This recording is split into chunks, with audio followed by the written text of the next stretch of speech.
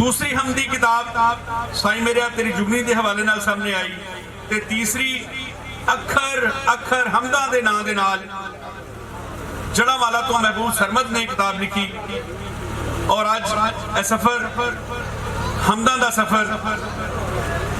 पंजाबी अदब इन्ना उघेरे वधिया है, इन्ना उघेरे वधिया है कि थां थां ते अल्लाह सोने दी हम दे नाल नाल पंजाबी अदब जिहड़ा अगे नूं वधदा पिया। गल इह कि जदों असीं पंजाबी अदब दे विच इस तरह का मन पाउणा ते बालां लई हमदा लिखांगे, दीनी अदब लिखांगे ते उदों जिहड़ा साडा पंजाबी अदब है उन्होंने उही मनता मिलेगी, उही मानता मिलेगी, उही उम्र मिलेगी, उस तरह की मुआशरे में समाज में वडियाई मिलेगी जिहड़ी कि वड्डे अदब नूं मिल सकती है या मिलनी चाहिए। क्योंकि जिहड़ा अदब अल्लाह सोने की हमद करता है ते जदों तक हमद जिंदा है वो अदब भी जिंदा है।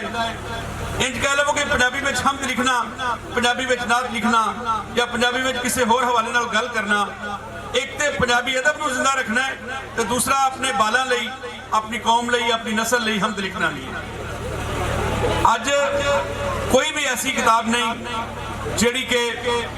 गज़ल दी, हाइको दी, सानट दी, नज़म दी किसी भी हवाले नाल होवे और उहदे विच अल्लाह सोने दी हमद ना लिखी होवे। मैं इस गल नूं प्रेरणा देना चाहना वा, तहरीक देना चाहना वा कि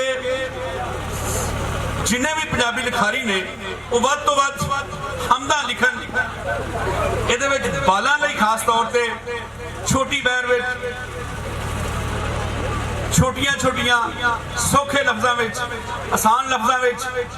जिहड़ियां गुनगुनाइयां जा सकन, जिहड़ियां पढ़ियां जा सकन ताकि बाल उन्हां नूं इन्नी आसानी नाल पढ़न ते वो हमदा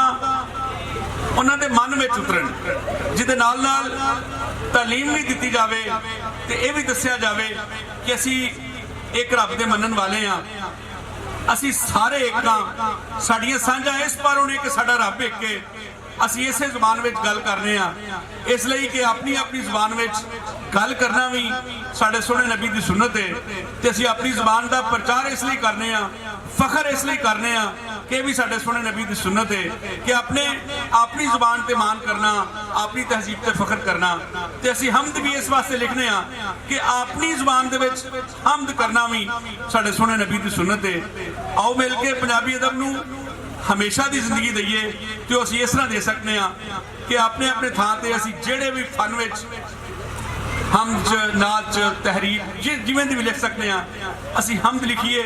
हमद दी तहरीक नूं अगे वधाइए, बालां लई हमदा लिखिए, छोटियां छोटियां बहरां च लिखिए, उन्हां दे मन च उतारिए ताकि उन्हां नूं पंजाबी दे नाल मुहब्बत होवे। बहुत शुक्रिया।